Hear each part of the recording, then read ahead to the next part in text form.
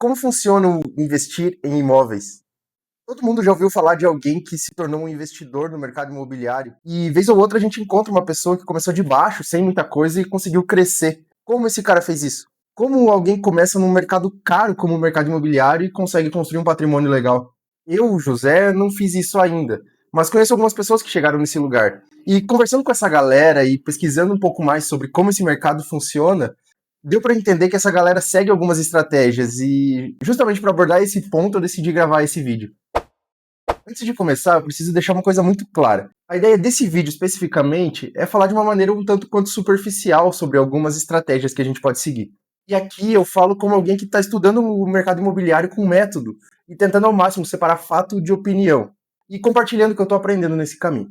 E a primeira ideia que eu quero trazer nesse vídeo é que não existe uma melhor forma de investir em imóveis. O que existe é uma forma que faz sentido para o seu perfil, para o seu momento, para o seu apetite a risco, para o seu nível de conhecimento da construção civil e para o tipo de retorno que você quer. E é nesse contexto que uma ideia de investimento imobiliário sem risco deve acender um alerta.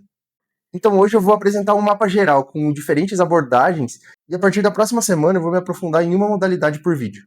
E para não se tornar só uma lista de métodos diferentes, eu quero trazer um jeito simples de pensar que torna essa comparação mais fácil. Pensa que toda forma de investimento imobiliário é uma combinação de três coisas. Primeiro, o retorno. Quanto isso pode te render de forma realista? Segundo é trabalho. O quanto isso de fato vai exigir de você? Do seu tempo, da sua gestão, da dor de cabeça, de energia.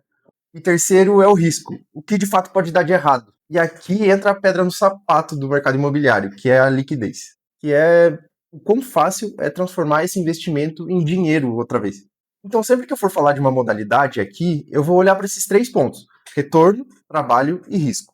E agora eu vou mostrar um mapa geral das formas mais comuns de se investir em imóveis. E aqui eu agrupei por famílias, porque simplesmente na minha cabeça fica mais claro.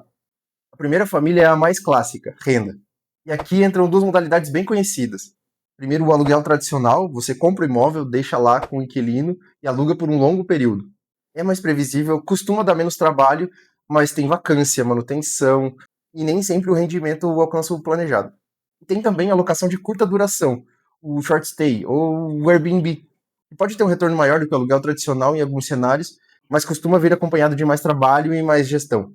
Isso muda o tipo de gestor que você precisa ser. Lógico, já existem alternativas para isso, mas é papo para um vídeo específico sobre esse tema. Percebe como mesmo dentro da família renda as coisas mudam? Retorno, trabalho e risco. Segunda família, o ganho na venda. E aqui entram algumas modalidades bem comuns. Comprar na planta para revender. Na hora da compra, a promessa é de que o imóvel vai valorizar sozinho, mas existem os riscos. O risco de prazo, o risco de mercado, risco de construtora, e pode ser que na entrega da chave a liquidez do imóvel não seja a que a gente está esperando na hora da compra. E aqui também a gente tem a reforma, o retrofit ou house flipping, que é basicamente comprar, reformar e vender com o imóvel melhor. E pode ser ótimo, mas o risco mora no valor da compra, na estimativa de custo, nas surpresas que uma reforma pode trazer, na dor de cabeça e na experiência que você precisa ter para executar uma obra dessa. Essa família costuma prometer retornos mais altos, mas exige mais trabalho, mais experiência e tem mais risco na execução. E a terceira família é onde a gente começa a pensar como quem de fato produz um produto imobiliário, que é terra e obra. Terreno, por exemplo, pode ser muito estratégico, mas depende de um prazo maior, depende do loteamento, depende da região, depende da cidade, depende de infraestrutura. E aqui também a gente pode falar de construir para vender. E você não está comprando um imóvel, você está de fato construindo um produto. E isso envolve viabilidade, demanda, custo de obra, prazo, margem e uma execução bem mais complexa do que qualquer uma das outras. E a quarta família é o imóvel sem imóvel, que são investimentos que se expõem ao mercado imobiliário, mas não são negociados como um imóvel efetivamente. E o maior exemplo disso são os fundos imobiliários. Na prática, é negociado uma fração de um imóvel maior, tem toda a vantagem da compra e da venda serem menos burocráticas, e ainda traz a possibilidade de se começar com muito menos dinheiro. Mas na grande maioria dos casos, sem um poder de decisão sobre o imóvel, só sobre a cota mesmo. Eu não vou me aprofundar aqui agora, mas eu acho interessante trazer para a gente não romantizar o imóvel como a única alternativa. Então, esse é o mapa geral. Mas como essa série vai funcionar?